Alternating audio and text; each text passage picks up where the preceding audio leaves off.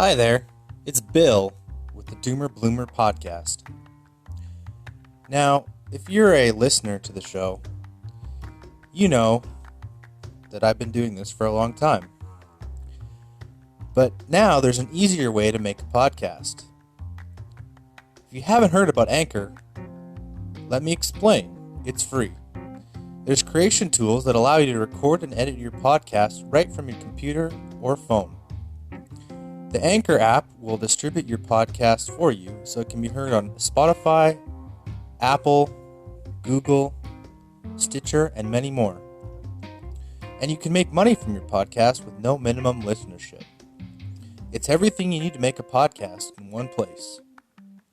Download the free Anchor app or go to anchor.fm to get started. Cheers.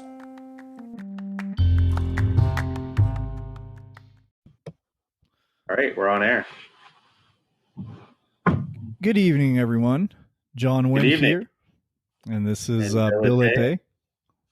What's up? And this is the Doomer Bloomer podcast. So, what do we have on the show tonight, Bill?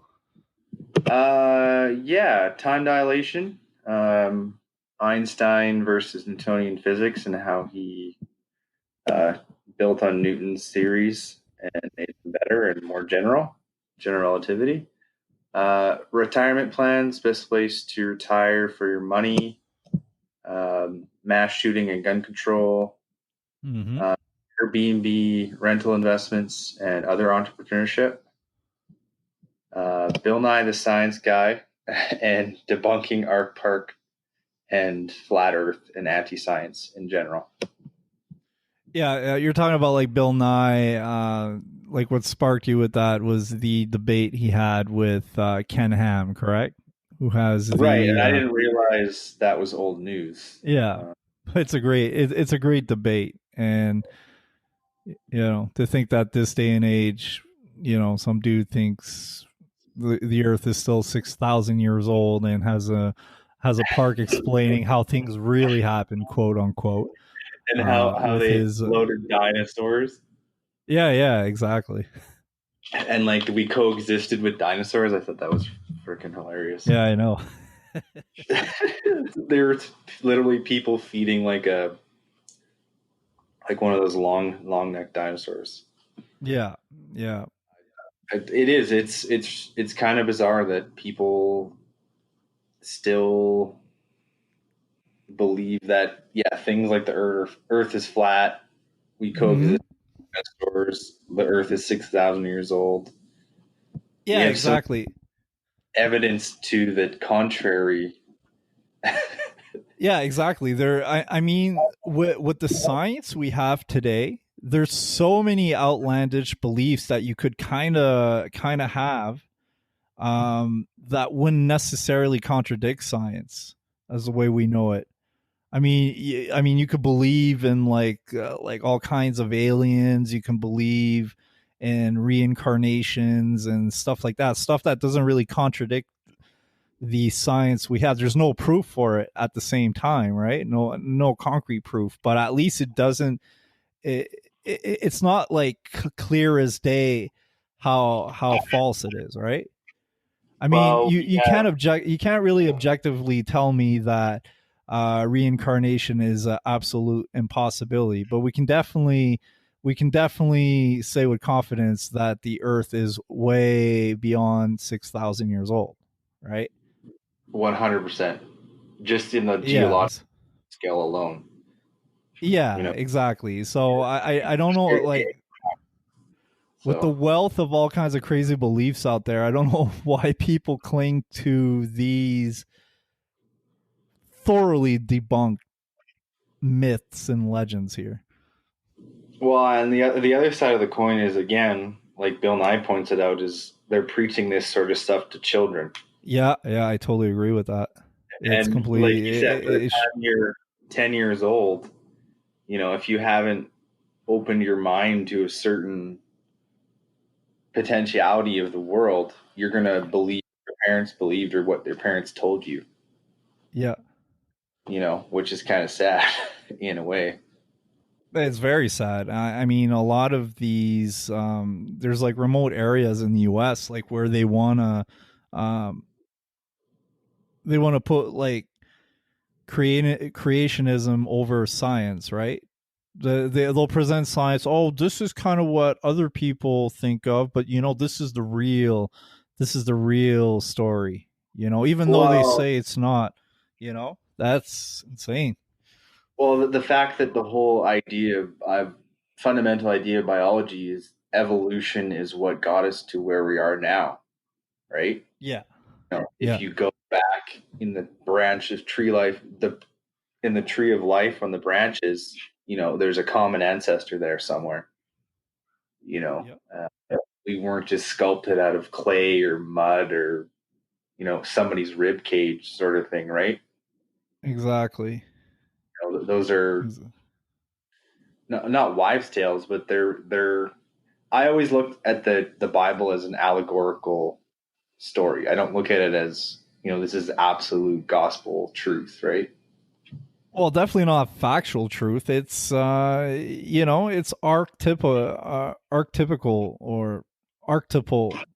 Never mind. Archetypical. Uh, Archetypical, like referring to the archetypes in Jungian psychology, where all these common myths and beliefs. Like it's not like flooding.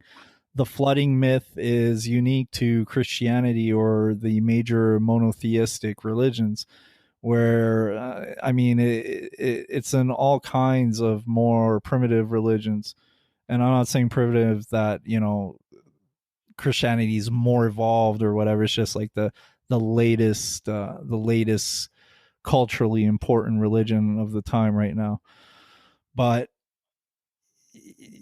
be it the hero's journey, traversing the shadow, facing death, mages, wizardry, demons. I mean, it's these are common memes or themes, if you will, in pretty much every culture across the planet, and that's where I agree with you. It's allegorical truth there. it, Well, and it touches something deep within the the common man's collective unconscious. and you have to remember that Christianity replaced a lot of pagan religions, right? And they worship the sun and the natural elements. Yeah, or had many gods, and yeah. So and Jesus literally, laid 3 days on the cross and was reborn. Well, if you look at the night sky at the end of December 25th, you don't see the sun for 3 days, and then it starts going back the other way. So you start seeing the sun again. So it's literally an Mm-hmm. allegory of the sun. Yeah. Huh, Because I the, believe Jesus was a person in the Bible. Well, he's a person in the Bible, but I don't believe he lived the life that they say he did. Because I these stories mean, made up after the fact. yeah, a lot of there's there's theories that Jesus could be like himself, like kind of like a a story written about all kinds of different like illuminated people that were existing at the time. um supposedly Jesus was a fairly common name. Plus, the Bible was written 40 or 50 years, I think, after the fact. It's not even Jesus's apostles um, that actually wrote that. It's like stories that were handed down by them to other people that reached the authors of the Bible 40, 50 years down the line, if I'm not mistaken. And originally, the Bible was written in Latin. So Yeah, exactly. Look, I mean, if you've from a young age, I was like skeptical about the Bible. I just remember, and it's clear as day to me. We played the first time we played the game Telephone. I was in kindergarten, and so the teacher was like, "We're going to play a game. I'm going to say something to you, and she's going to say, she or he's going to say it to the person next to them, et cetera, et cetera. And we're like maybe 25 people in the class at the time. And by the time we reached the last person, what they said was completely different from what was originally said. This is in the space of 5 minutes. Uh, something being repeated, um, you know, trying to be repeated word for word to the person right next to them and within less than 5 minutes. And it was completely different on the other end. So when I heard that the Bible was written like 40, 50 years after the supposedly facts, I mean, it's to say that's literal truth is completely insane to me, that someone would be, you know, So you're would buy saying that. So is it's at best it's a version of telephone that's been written. yeah. Yeah. Historical telephone. I would tend to agree with you there. Yeah. Um, Yeah, well, people, when I actually had a weird epiphany during my meditation last night, and it was um, I was listening to music, different types of music, and then I got onto a hip hop song, and it kind of brought me back to when I was a teenager, and I remember really being um, the more I started listening to hip hop when I was like, I had already been listening to hip hop for a while, but when things started getting really, really bad in my life, um, I started to cling to this hip hop mentality more and more. It was almost like a self brainwashing, because I thought it was the only way, the best way to be for someone in my situation at the time. And I notice how much it just brainwashed me. It's like when you don't have much going in your life, you'll cling to whatever. Like when I look at some of the mentalities during this meditation, when I was looking at the certain types of mentality I was having at the time, like how I used to think and all that, I was completely, I was like, how could I even think that? How could I, like, I endorse that? It was like twisted, because it's not like I was trying to be like a pure incarnation of the hip hop mentality from the 90s, mind you, where it was a lot more violent than it was today, violent and about the streets and gangster shit and all that stuff. And how could someone like me that was like going through, like, actually what I really needed was like some stability and some true love and friendship and stuff like that in my life. How could you try to gain that in something that's like so dark and negative at the same time? Anyways, through this babble, what I'm trying to say here is, when people feel they don't have nothing worthwhile in their life, they'll cling to anything to give them hope. that's right. It's hope. Yeah, the opium of the people. And you know what? If it works for some people, that's fine. But personally, that doesn't work for me, the Bible, anyways. Yeah, I mean, if it works, if it gives you some type of comfort and all that, but don't try to be, don't try to say that you're being intellectually honest with people when it's clear that you're dogmatic. Like, I mean, I know there's a whole bunch of wisdom in the Bible. There's wisdom in there, but stop. I mean, man, I have like compassion in a way for these Christians, man. Like, they're NPCs. Like, they're just like the far left, who are basically NPC. You've heard about that meme, right? The NPC, non-player character meme. Yeah, exactly. I mean, Yeah, religious zealots, that's what they are. It's the same thing. You know, it's it's a sad state that you're, some. I mean, you look at Muslims, you just criticize their prophet, and they think that it's their duty to kill you. Imagine having that type of deep programming inside of you.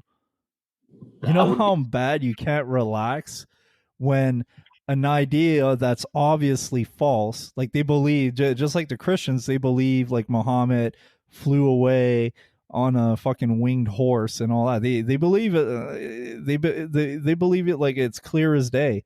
I've heard, like, I've seen some other debates, very instructed, like very educated Muslim. You know, you wouldn't think this guy would believe in this type of thing. And I think he was debating Richard Dawkins or someone, one of the four horsemen of atheism, or Sam Harris, someone like that.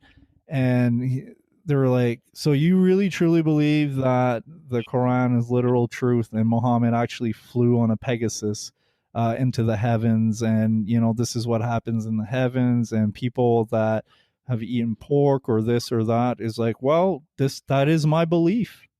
The Muslim dude was saying that, and he seemed like a very normal guy compared to like some of these freaks. But imagine how brainwashed you are to clearly, to know and clearly know deep down inside that this is falsehood, but it's like your brain, for whatever reason, self-protection, especially in the Muslim world, where not believing or criticizing that religion can get you killed or in prison. well, and there's also often a lot of money at stake too. I mean, with Ken Ham, I'm sure he has a lot of personal investment in these things being Yeah. successfully financial. Right? Yeah, I'm sure he's an atheist. I'm sure he gets off the phone and calls Bill Nye. He's like, "Ah, you got me there. You almost exposed my scam there, buddy. Come on, man. Give me a break. You've got That's millions invested in." Imagine Bill Nye invested in the company. He's like, "Well, so. there's so many dumb people out there that might as well invest some money in here." He's got like 500 grand invested there. In Arc Park LLC, Ken Yeah. Ham, Noah's Ark Investments. Yeah, there you go. Yeah, well, speaking of real science, we've got you had something you wanted to discuss, and I find fascinating too. The Is time dilation. Einstein's, yeah, like Dilation all form. Einstein's. Say what? Einstein was a punk, man. He was just Yes. a bit of a punk. That's my take on Well, Einstein. but when you say punk, it sounds like he's a punk ass bitch. Like a lot Like, of people equate that, but like, I know you mean punk rock or like a rebel. You know. like a rebel rouser, because he basically Yeah. Newton, your shit doesn't add up, man. Like when you start going really, Exactly. really fast, or if you start going near really large objects, things start going out of whack. What's going on here? Yeah, So exactly. his thought experiment basically was, what happens if I'm in a moving train going at the speed of light away from a clock? Like what would actually start? What would happen to the clock? And if Hmm. relative to the observer, the clock would appear to slow down if you were going away from it at the speed of light. But if you Yeah. were at the clock would just continue to tick at the speed it always did. But Hmm. we now know that if you start traveling at super fast velocities, Yeah. time is actually dilated or warped. So it's Yeah. elongated to match the speed of light, which we now know is a constant in our universe. Yeah. Exactly. And another thing that he pretty much proved is that there's no single, like, time is not like a blanket. Um, it's not constant. Like right now, the present moment, right now, it might be like nanoseconds, like even less than that. But the present for me right now is not the same as the present for you right now. For me, Yeah. we're actually out of sync. Exactly. Like nothing is happening at the same time. Is basically what I've gathered from one of his theories, and that applies, I think, to time dilation. Well, I just how it explains gravity in a much more generalistic view, right? Because we all know gravity, in a macro sense works. You drop something, it falls down.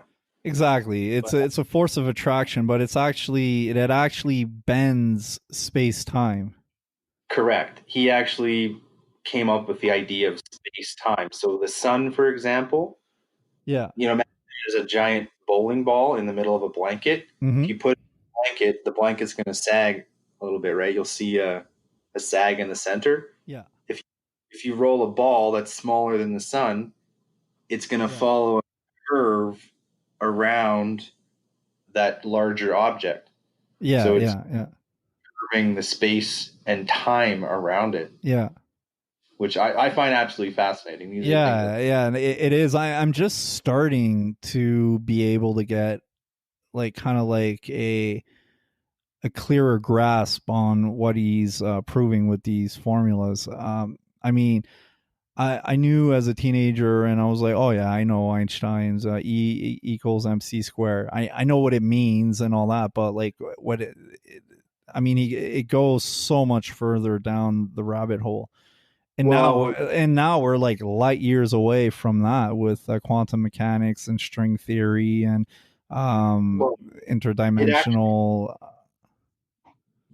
Sorry, go ahead. yeah, multidimensional realities, etc., parallel universes, and it I mean, there's so much we don't know. And Mm, there's not only so much we don't know that we know we don't know, there's so much stuff we don't know that we don't know. You that's catch my drift there? that's almost like a Carl Sagan quote. Sure, it's out there somewhere. The known Oh, okay. unknowns. I believe Yeah. it's a quote. But like you're coming back to the quantum computing, like we now know that because of Einstein's theory, the speed of light, you actually have to compensate for that when you're doing quantum computing because of it. Yeah. And do you know what the twin paradox is? Have you heard of that? The twin paradox. The twin paradox. I might, but when you say it like that, no. So just imagine, John, there was an exact carbon copy of yourself. Okay, you're Yeah. identical twin.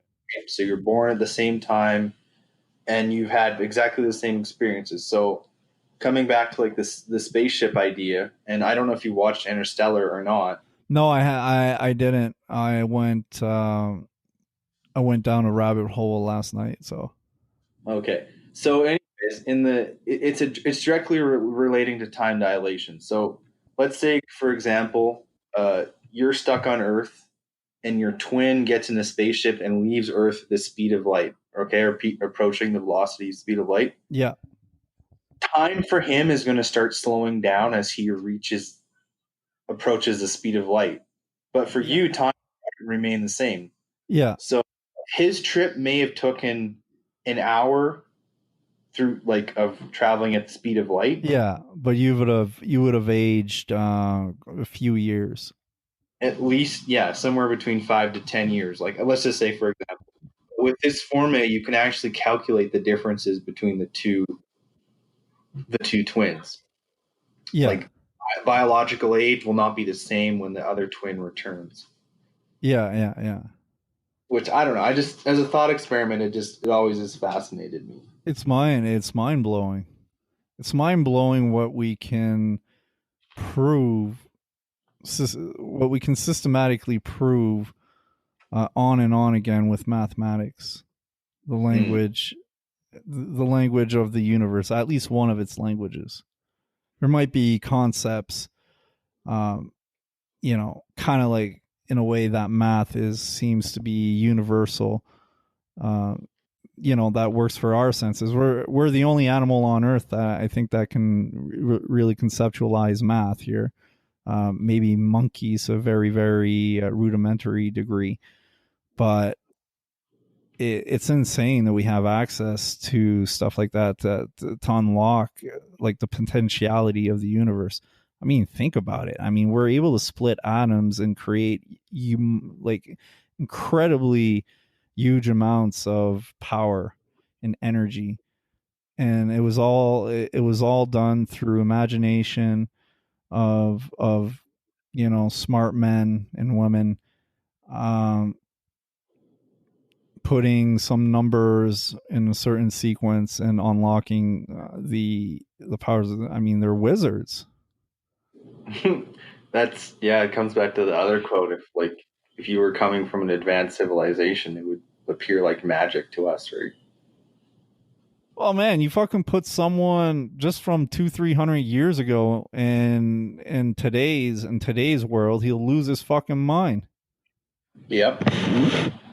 He'll see a fucking freight truck, he'll think it's like some weird metal dragon trying to chase him down.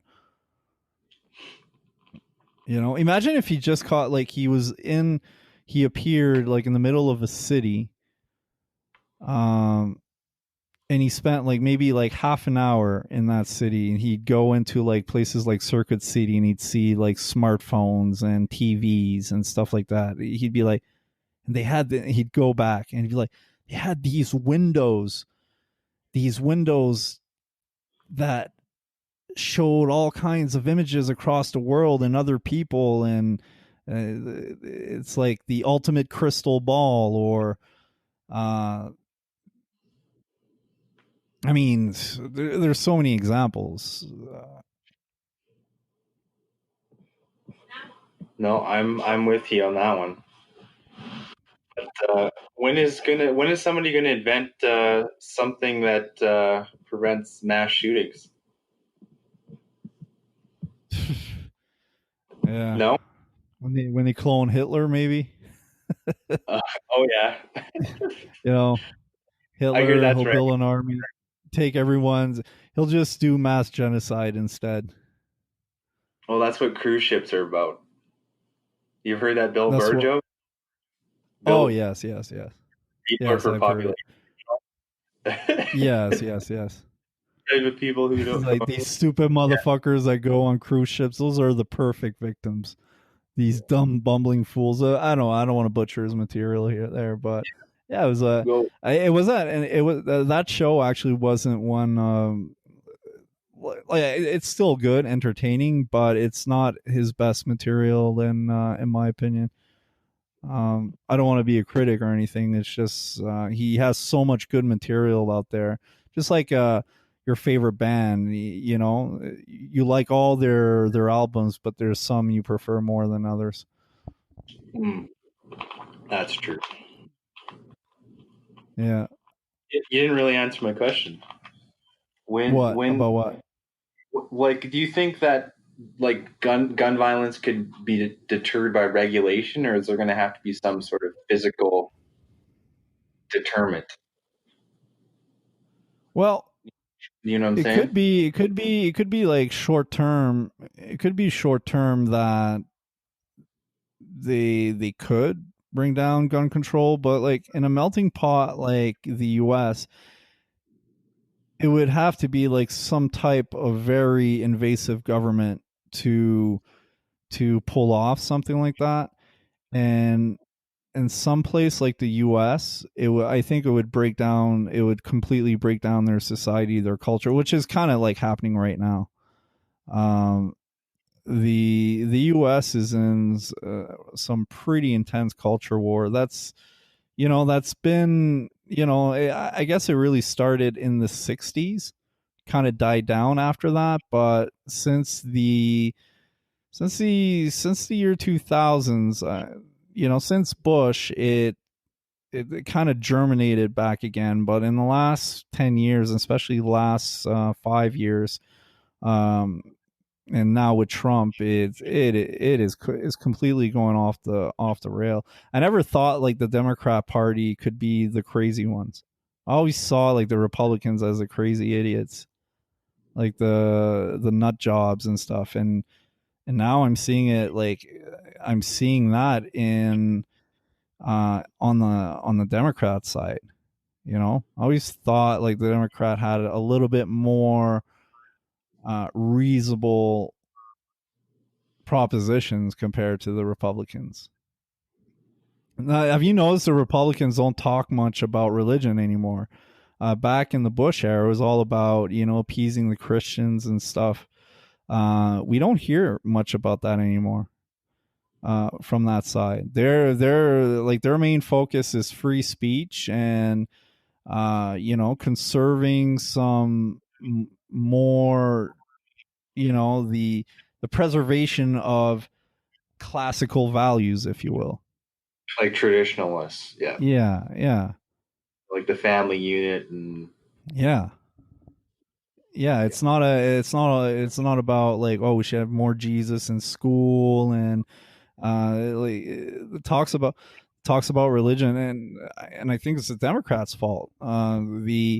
They're pushing identity politics so far right now, and it's like they're fighting for disenfranchised people, or they're disenfranchised people do be it from race, sex, ethnicity, etc., religion, fighting for their own freedom, or their supporters, like white nerdy kids joining Antifa and shit, that are going towards communism and socialism and the likes. well, It's we kind of have a case of that in Canada. Like there was like they had this whole manhunt into northern Manitoba for those two young kids, right? yeah. And they'd kind of become radicalized in a sense, But and that why? Well, I know about the story, but do they have any motives? Like, I didn't hear what their motives were. Did you hear something well, about that? it's just they're. I only know it from the interview they had with the one dad. Is like eventually, yeah, like these kids are going to be found dead, pretty much, either through their own hand or by somebody else's. But they're from Vancouver Island, and they're the chief murder suspects for a young couple and a guy near Dees Lake, which isn't. Yeah, that I know. That I know. But what was the motivation for that? Well, they were Nazis or like Were modern. they? Yeah, that's just from their social media accounts specifically, Okay. and Yeah. from certain like documentation they may have written about it. That's my take on it. Anyways, Okay, I had no idea. Like, I heard about the story, but every time I try to find a motive or whatnot, I had no idea what it was. I didn't know if it was drug or gang related, or was it like a robbery or anything like that. So I didn't know. But yeah, so in this day and age, if you're falling for real for Nazi nut job fucking ideology, you're probably you probably have a predisposition of being already screwed in the head, and that's just going to aggravate, and that's like just the catalyst that's going to light that crazy shit inside of you even more. yeah, and in the states, it's very easy to access weapons. I mean, harder than it is in Canada, at least. Yeah. There's quite a process here, right? Hmm. Yeah. Well, the thing is like, I love guns and knives, but I've kept that out of my environment, just because it, you have a knife on you. Say, like, I've been into, when I was younger, I'd get into brawls at bars and stuff like that. Um, and if you're in a situation where you're outnumbered or whatever, and you feel you fear for your safety, your number one reflex is gonna, especially have you a couple drinks in you. I don't drink anymore, but if you have a couple drinks in you and you don't want to back down, no man with a reasonable amount of backbone is going to want to back down. if he feels he has the means. So, you're, and in a sense, I believe you're allowed to stand your ground. I mean, if you haven't done anything and you're at a bar and people are starting shit with you for no reason, and you have the means to defend yourself, you shouldn't have to run away like a bitch, and call the police and hope that they're gonna resolve the problems for you. But we live in a society that encourages that. But in any case, if you don't have that potentiality on you, you're going to use your brain. Your brain's going to find another way, and you might have to run like a bitch and avoid stupid shit, right? Yeah, well, I think avoidance is a good strategy, but at the same time, if you didn't really start the shit and somebody started shit with you, Yeah. I don't think my inclination would be to back down. I don't think. No, exactly. But what happens if there's 3, 4 guys like over 200 pounds each, and they really want to get into you and do serious harm? If you don't have like any weapons, and Uh, you're outmatched and all that, you then I might snap a cool cue off and stab a bitch. I don't. yeah. Well, you, I you, know. I know what you're saying. If you're outnumbered, you're outnumbered. yeah, you're outnumbered, and but if you have a gun on you, or if you have a knife on you, I mean, you're like, okay, I'm outnumbered. If I stab a couple motherfuckers in the head, I might win this. I'll just go for that. Level of In intense situations. So like in a place where there's so many guns everywhere, and we're not even counting the underground market, because it doesn't matter even if they ban guns. There, with the amount of guns that are there now presently, plus all the guns that can come from Mexico and other countries. I mean, there's going to be a huge underground market. There's going to be a huge underground market, and it might be harder for some people, but I think for some people that are really motivated to do that type of shit, I mean, you can order guns on the dark web now. You know, Yep.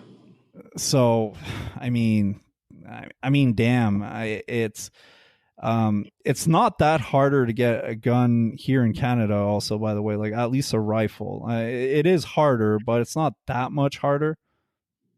It's harder There's actually to get it hmm? restricted. You can get yours like you said. You can get a hunting rifle probably within 3 weeks. Yeah. Yeah, well, I know my dad had 5 rifles, but I mean, when I was younger, I got my hands on 3 410 shotguns, man. There you go. You know, straight up underground. And when I realized how serious this could be and how bad it could get me in trouble, cost me like the equivalent of like 120 or $150 or something, some shit like that. Some guy really needed, and I'm like, oh, I'm a young kid. I was like 18 or something like that. I'm like, oh yeah, it'd be cool to have some guns.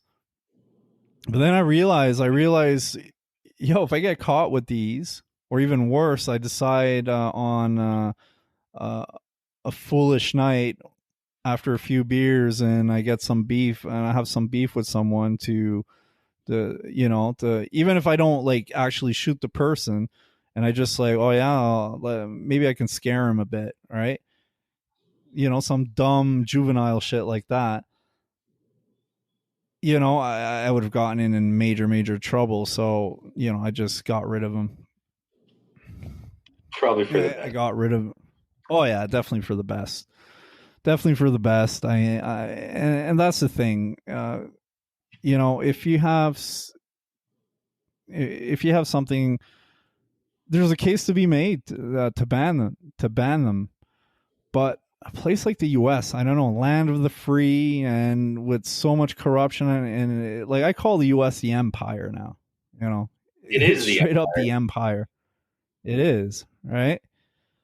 And what's going on with tech, I just see like this weird cyberpunk dystopian world developing before our eyes, and I just like see like these echo chambers that are manifesting in uh, uh, online are gonna materialize themselves in the world. We'll probably have like sectors where it's like super social. I mean, it's already kind of getting that way already. The mentality in California versus the mentality in Texas is is different in so many ways, and probably this segregation of cultural ideas is gonna become more and more pronounced, and we're gonna have like these weird different cultures just sprouting everywhere. Um, they'll reinforce each other and it'll cut contact with the other ones.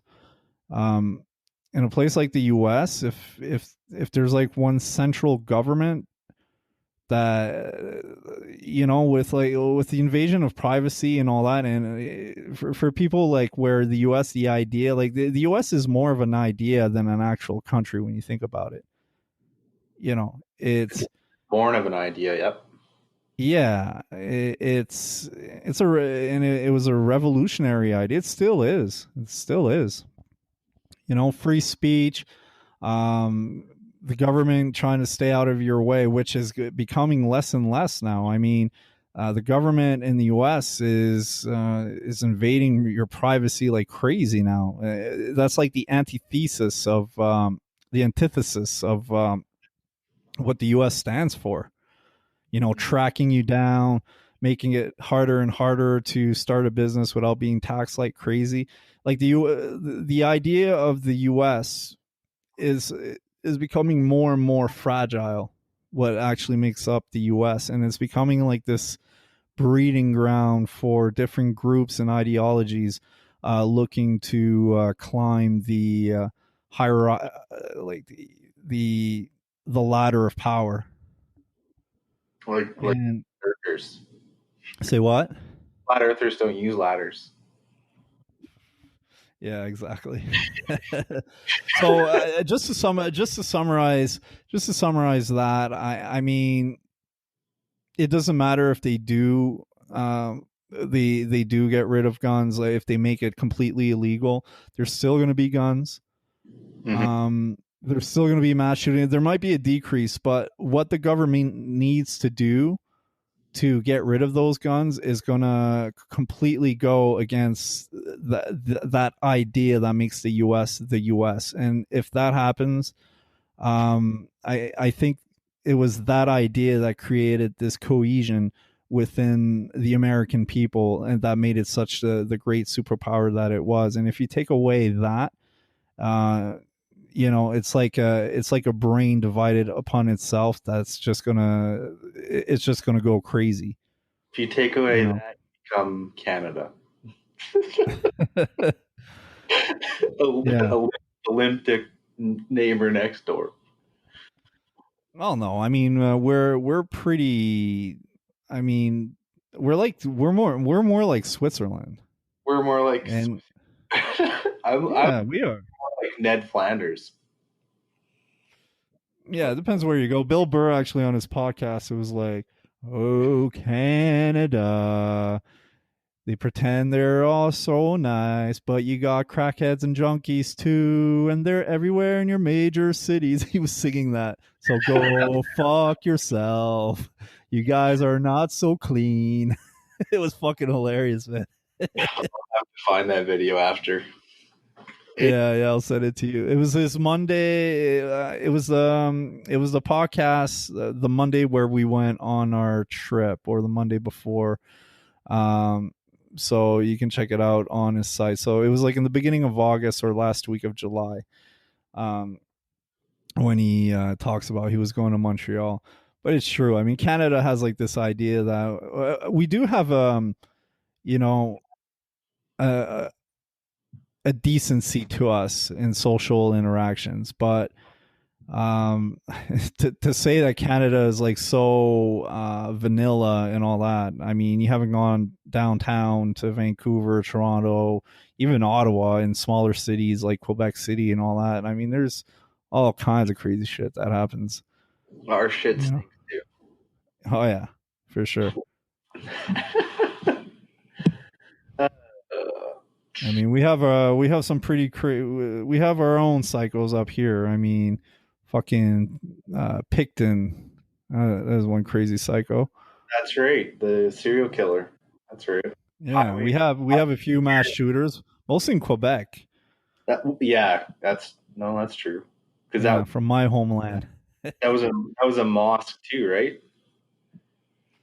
There was Or the Moss shooting. There was the Polytechnic shooting in the oh, 80s. There was also the shooting in 2006 at a college or high school.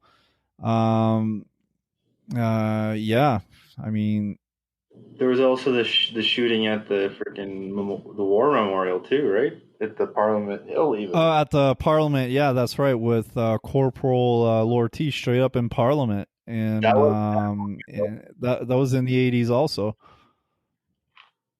I mean, there was bond like during the Hell's Angel and Rock Machine War, in between Montreal, Quebec, Three Rivers, and also in some of the smaller regions. I mean, there was bombs going off almost every week, fucking fires, like buildings set on fires and murder. I think like the war lasted something like approximately like 10 years. I think it claimed of for sure victims. This is not counting like you know disappeared, people that just disappeared and vanished. Something like it's close to 200 people. I think it's like 169 or some crazy number like that. so our shit stinks too. So what you're saying? Yeah, yeah. Yeah, Even no, Maxim magazine rated like the 100 most dangerous. This is like an old. I think this was like a 2001 2002 issue, but I remember reading it. The 100 most dangerous the top 100 most dangerous people in the world, and Mom Boucher, who was one of the who was like the leader of the HA at the time, was rated one of the most dangerous people in the world, right next to Saddam Hussein and Gaddafi and shit like that. So, well, and this is an American, yeah, it's an American magazine. So, yeah, it was pretty crazy. do you know how So, crazy? say what? What else is crazy? What? Where where the cheapest place to live in the world is? Philippines, Costa Rica, Paraguay, I think. I actually looked it up. Vietnam is cool. Say what? Vietnam is number one for the Yeah, yeah, and plus to live, for the cheapest. Okay. and it's politically fairly safe now. Yes, yes, and it's they actually have some pretty. I was actually talking to our mutual friend, Mr. BMAC, about that. Um, and he lived there, right? So Oh yeah, that's right. he, yeah, he lived there with his girl at the time, and that we both know also. And it he told me like had these amazing sites, and like the cities are big and they're modern and all that good stuff. Great food, great like sights to see, incredible weather, beaches, so on and so on. So, and on that list, Vietnam. I was actually going to say Vietnam right before you said it. Um, that it's considered one of the best places to, if you want to live like a king, if you want to be balling with about 1,000 to 1,500 Canadian, or let's say 1,000 US. You go to places like Nicaragua, Costa Rica, Philippines, Vietnam, and there's a few other places. But those are the ones that stuck to me. Those are the ones that I'd probably go there. I mean, in the Philippines, for the price of a for a house in North Van, you could probably buy one or two islands with with actual fucking people living on it that can work for you. Yeah. You That's know, my for the price of a shitty house in fucking North Van. Like for a tear down house in North Vancouver is going to cost you like 1 point some $1 million. save your money, buy an island. Exactly. That's the That's plan, my man. and You then know? stock it with razor wire and machine gun batteries, so no one can. Yeah. Buy an island and then declare it its own independent country. Get an army, get some nukes, take over the world, man. Yeah, that's how it starts. That's how It's it started, yeah. man. Yeah. Just one man and one island, and then he just decided he would rule the world. Yeah, exactly. Shit. So what would be your pick? Your top 3 picks? My top 3. Yeah. I was gonna throw Mexico in there because I've been to Mexico. The Baja Peninsula is pretty nice. Again, pretty safe. Where else? I was looking them up today. Costa Rica is on my list, which you're going to soon. Oh yeah. Yes, I am.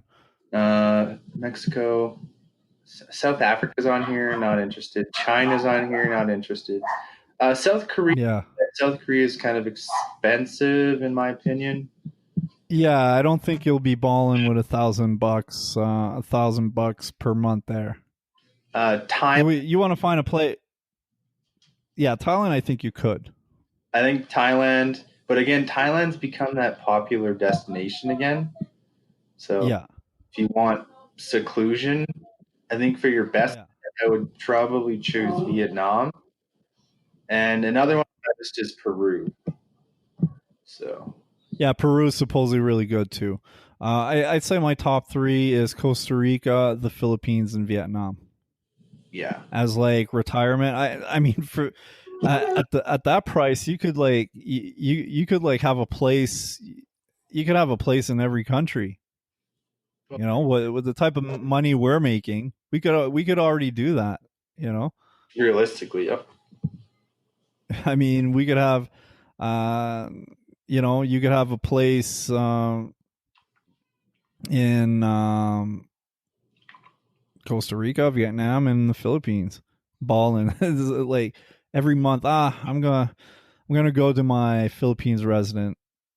I'll head back to Costa Rica next month, and then I might go back to Edmonton or Vancouver or Vernon or Quebec during the summer. But yeah, that's one of my goals, and I'd say mid-long term future is to start having different pads in different areas. I'm going to start here in Canada, like have a place on the East Coast, the West Coast, and here in Central in Alberta. Yes, I just got back from the East Coast. I really liked it over there, and yeah. cheap to buy there too. Oh yeah, I mean Alberta, like Alberta is so cheap compared to BC. But if you compare to the East, even Ontario, which you know, Toronto's is getting pretty crazy, but the rest of Ontario is still not too bad. Yeah, so Alberta is pretty expensive here too compared to the rest of Canada. It really goes BC, Alberta, and then probably Ontario, Quebec. I mean, it's the second most populated province, and it's dirt cheap there compared to here out west. Yeah. No. Man, when I showed my girlfriend like what you could get for the same price of what we were looking at in BC, she I think her jaw dropped. Her jaw dropped? Like even in on the outskirts, like in Chilliwack, which is Chilliwack is about over an hour away from Vancouver, right? Yeah. we're we're talking about like maybe an hour 20 minutes depending how you drive, whatever. Hope is 2 hours, and Hope is what, half an hour from Chilliwack, not even. Yeah, about So that. yeah, so even in Chilliwack, like a basement suite was, you could get the rare deal, but the thing is like people were just throwing themselves at those deals. So every time you'd call for like a cheaper apartment that seemed reasonable, you're like, you had like 20 other applicants ahead of you. Yeah. And this is from my own personal experience. I actually called this guy, I think it was on Craigslist. Yeah, he had just listed, said 45 minutes, listed 45 minutes ago. Um, he's like, "Oh my god, you're like the eighth person that called me. I just listed it less than an hour ago." I'm like, "Yeah, I know. I can see the time." And he's like, "Well, I'll schedule you an appointment." When I got there, he was already signing the lease. He went through the motions, showed me the place, but like it was so obvious that he's like, "Well, I've got to," coming up with excuses that he has to think about it and all that. Like he didn't even really ask me any questions. So I'm like, oh, so he's probably signing the lease with that girl that was still there. She was like giving me a dirty stare too, like saying, "You better not take this place from me," type of thing. Um, this was like some really basic ass studio apartment. Actually, when I saw it, I was like, "Oh, I thought there was like going to be like an extra room," but no, it was like a studio apartment. And for that, I think it was like $900 or something like that. And I mean, for that area, this was actually in Surrey. But for that area, that was like an amazing price, because like there's dens being rented out in Van City, no windows, no nothing, only enough space for like a small single bed and like maybe like a small desk beside it, um for like over $1,000. Oh, Vancouver real estate just is outrageous. Yeah, you think it's gonna crash? I'm hoping. Fingers Me crossed. too. I want to scoop up so much property down there, man. Oh yeah. Which ties into Airbnbs and such, eh? Well, that is realistically, John, like I've come to that I came to a really weird epiphany on Thursday. And it's just like, what do I really want to do with my life, and what would actually like fulfill me and make my like align myself with a purpose and what I really want to do. And the only thing that really keeps coming back around is real estate. Okay. Personally, that's what's resonating with me uh, a lot The Yeah, and the most right now. yeah. And and if you look, historically at people who become wealthy, Hmm. most of them are real estate investors of one sort or another, or tech entrepreneurs, or started something, in the tech world. But Well, I mean, there's a lot of, I mean, I think the biggest three ways is like investing in companies or stocks, yeah, real estate, and starting a business and growing it from there. Right? Those are like the three uh, main ways to generate wealth. And oh yeah, definitely real. Well, my ex, that's what she's doing. Um, she does she's Airbnb leasing, right? Yeah, exactly. She's not even buying the property. She's just leasing properties and then turning them into Airbnbs. And she quit her teaching job. Well, a part of it to she's part time. She's like a supplement teacher now instead of being a full time teacher. And she was making good money. She was making in Australia, they pay they pay their teachers well. I think it was like something like 60, 70 grand or something like that. And she decided to go Airbnb full time and do the teaching gig part time. And I think she only had two or three properties.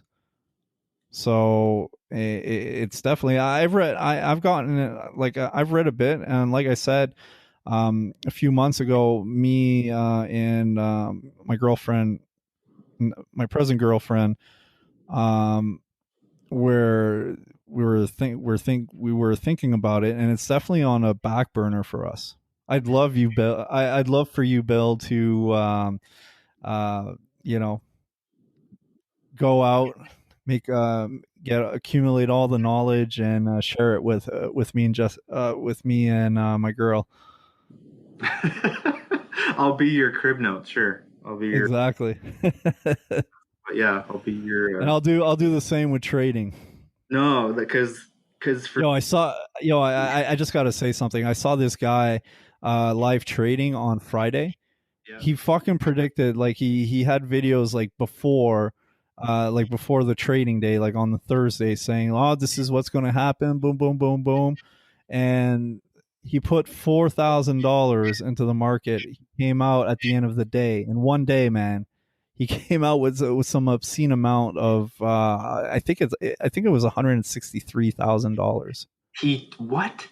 Yeah, live. He did it live, More and than 10. even did a video pre-market, like the day before, saying this is what he expects the market to do. Wow, man. You sound like, It's insane. Well, look, my second or third trade, I put something like um that I ever did. I put something like some small amount, like $110 or something, and I came out with over $400. It was on Delta Airlines. mm, But that's not, obviously this is not like 4,000 to 100 and some $1,000, but like the potential with that is crazy. You really just gotta find your edge. You gotta become like the casino. You know that you're gonna lose, you're not gonna win all your hands. You gotta make sure that the hands you do win always outperform your losses. yes. Hedge your bet. you know Yeah, exactly. So imagine like say he lost three other. So let's say he had four times $4,000. So he had $16,000, right? Or say $5,000. So you find the trades where you're looking for a risk to reward ratio. So you're saying I'm looking for trades where it's obvious that there's going to be a big move in either direction, and I'm gonna invest like $4,000 in each of these five trades, which is $20,000. So let's just say that he only has a 20% success rate. The guy's still making coming if he still just made $143,000 there. I guess You know, a bit of a savant. it's what? Sorry, Bit of a savant, like a Rain Man. that guy? No, not really. It really isn't rocket science. It's not rocket surgery, Batman. Yeah, exactly. No, man. Just like real estate, like you could say, like these real estate fucking millionaires or whatever are savants, but no, like you're looking into it, you're seeing, oh, this is something I can understand if I apply myself and discipline myself, and if I'm able to coalesce all this information in a workable pattern, workable format, I'll be able to make large sums of money with this. Right? Mm, That's how you feel about real estate. Well, this is the same way I feel about trading. This guy ain't like some weird savant or whatever. He just knows the markets. He's been in the markets. The market works like cycles. It's ebbs and flows like the tide, right? yeah. When you start getting a feel for it, you're able to recognize patterns, and you've been through it. If you've been doing it for like 5-6 years, you've kind of seen everything like the market can really throw at you. If you're really passionate about it, you get a feel of what's going to go on. Just like you do in anything, you discipline your mind to. But the thing is like in the market, you can make so much fucking money in so little time, but you can lose it all too.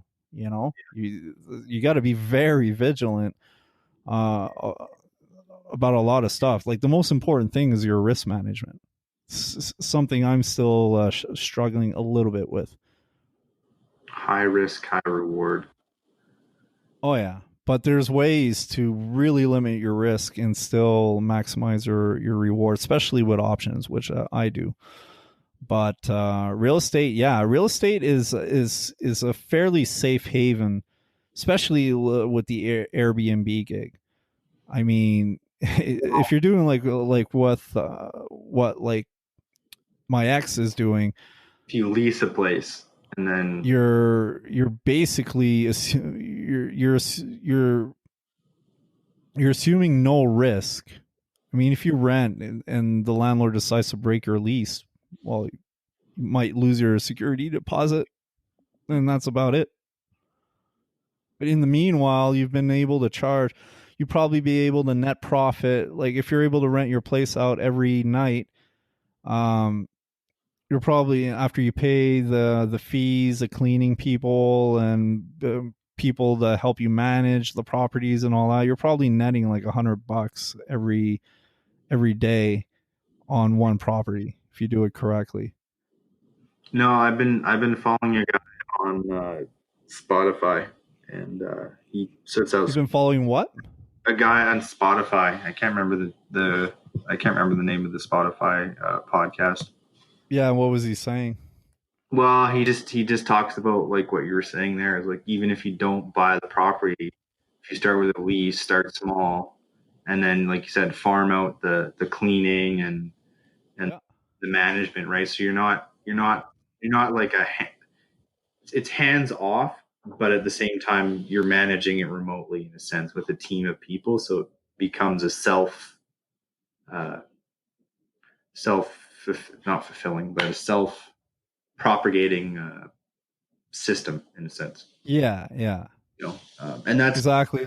I'm kind of good at doing is I'm good at building systems once I have a system in place. So Yeah, man. this upcoming year, so 2020 will be my target for up for right now. I'm just going to be digesting a lot of information about it. Exactly. That's kind of where I'm at with trading. Um, with my other business, it's going well, and I know I can up the ante, turn up the heat on that whenever I want. I just I don't want to be too locked into my other business. So I'm focusing a lot. I'm kind of digesting a little bit less money, but more than enough to live on right now while I'm practicing trading, perfecting my skills in that. And after I crack the bank with that, and with the I want to outsource I want to outsource some of the tasks from my other business and transports. And yeah, then I'm looking for other opportunities. I'm definitely looking to revive my other business, the liquidation and wholesale trading business there. Yeah, I really want to focus on medical equipment. It's going to be medical. Yeah, so I basically I'm gonna gather a list of suppliers here in North America, and I want to supply emerging economies like India, the Philippines, other countries like Vietnam, where they don't like their healthcare system or even practitioners that are private, they can't afford like a brand new X-ray machine that's worth like millions of dollars. But if they can get a used one from like say a Canadian hospital where they know it's from a good manufacturer and it's been taken care of, they have like the certifications and all that, they might buy it for a few $100,000. And you know with margins on something worth 100,000 uh, for hundreds of thousands of dollars, you can make some pretty nice margins. I mean, there's a lot of money to be made, and for me to create like contacts across the world and travel and make deals, that aspect of it is really interesting to me. I mean, I make money in my pajamas, so Humble brag, I, but it's true. yes, it is. I won't even say it's humble. Extravagant brag, but it's true. It's just true brag. Boys, true brag. Yeah. I'm far from rich at this point, but I do all right. No, it's And just mentality, in my opinion. Right? say what? I feel that like being rich or having like it's how you feel about yourself, right? In a sense. Definitely. Yeah, And, definitely. and And I've noticed that if I neglect other aspects of my life, if I focus too much on money, mhm, I, I'll be able to generate more. But once I've attained that goal, it's like my whole mind and body is like, well, you know, you're neglecting the rest of us. It's like other parts of my mind or subconscious, if you will, is like, well, you know, you're neglecting some other aspects of yourself here. I mean, money, prosperity, wealth is all good, but there's so many other aspects of existence of and life that you need to nourish and work on to be the best version of yourself and to have the best life you want, right? true. So I think the more you treat the other spheres in your life, be it relationships, personal strength, creativity, whatever floats your boat, in a sense, more money will come spontaneously. What? Yeah. You know, because your brain is just going to be like, okay, now I need more money. You know, these other needs that I needed to quell have been quelled. Now I can go back and get this productive energy to fucking just go out and hunt and get this mammoth, right? Go get the You man. know, inside each of us there's a lion. Stop hunting for fruits and vegetables all day. Go get yourself a mammoth Put that on a t. and get something with meat on the bone. Meaning, like, aim for the big bucks, man. Aim for it. I mean, in a sense, it's not much harder to sell a $15,000, or even say, let's say, $5,000 used car, or $1 million Lamborghini. You know, if I'm in a used car dealership and I learn the ropes on how to sell a car, uh, and you put me, maybe like after a year, you put me in a luxury car dealership. It's not much difference. You just have a different clientele. You might have to tweak certain things, but the process is not much different. No, exactly. It's a system after a while. Yeah, exactly. I mean, the same principles and effort that goes in selling a used car is going to be the same as you of selling a luxury car. You know, if you're in a place that generates a continuous stream, be it a website or a physical business location, you know, if you're able to be in the same room with the proper prospects for what your offer is, it usually takes the same amount of effort to sell something. Mm-hmm. When I understood that, I'm like, I used to sell fucking uh, Bell Canada packages, like internet packages and cell phone packages and stuff like that. I'm like, I could be using these skills to sell like stock lots of all kinds of stuff. So I've sold like thousands and thousands, tens of thousands of pieces of clothing. I've sell you know, in batches, right? Like, you know, 1,000 pieces of this here, you know, 500 pieces of this there. I've sold, you know, all kinds of large amounts of computers, et cetera, et cetera, et cetera. And it wasn't much harder. The only trick is you find the right clientele. I mean, you could lease a place, you know, a bit more expensive, maybe like a $5,000 house, but then you'll attract like high clientele, you know, high class clientele. You'll probably have like a lot less headaches too.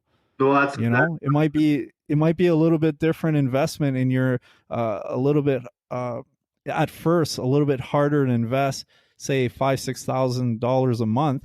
But imagine like how much you'll be able to charge your Airbnb customers. That's what I'm saying. Like, be choosy with your markets. You have to 80/20 your Exactly. Yeah. Well said. Yes. you have to 80/20 your whole enterprise. what is the 80% of 20% of my efforts are getting 80% of my results. So Yeah, do I really want riffraff, exactly. puke and barf and have to clean up, Yeah, or do I want somebody who's I know has the cash up front? yeah, I'm not going to have a problem with them wrecking the place. yeah. On top of it, yeah, exactly. And on top of that, people that have that type of money are usually a lot more respectful. You know, it's usually, the people that are trying to bargain you down on a $40 a night place are usually the ones that are going to be a lot more problem causing than the people that have no problem shelling out $2,000 for a night. You know, Well said. yeah.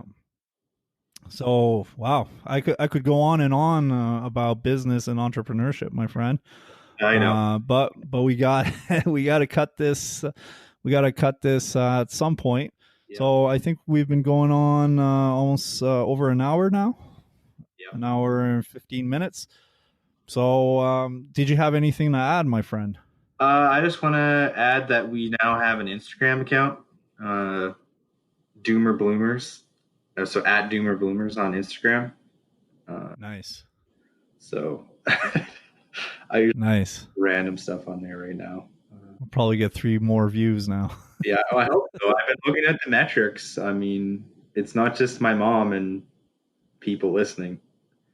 All right, Yeah, excellent. according to the metrics, 150 people listen to this at least on a week. Sorry. 150 people. Oh, nice, Yeah, it comes to my email. nice, nice, nice. So if you're out there, give us a shout on Instagram, and we'll try and message you back. Yeah, Instagram. I was gonna say Instagram our asses, and I'm like, no, I'm not gonna say it non-ironically. Now I'm saying it ironically. Anyways, I think it's time to end this right now. All right. Come in and Instagram us. We're friendly people. We'll answer any questions you have. And hey, if you want to troll us, it'll be my pleasure. Probably Bill's too to get into to flame war with you guys. Yeah, we're talking about early 2000 terminology here. So Yes, you flamers. All right. yeah, we're bringing retro back up in here. Bringing So, the 1990s back in here. yeah, yeah. All right. All right. So this is John Wynn And Bill Tate. signing out. Peace.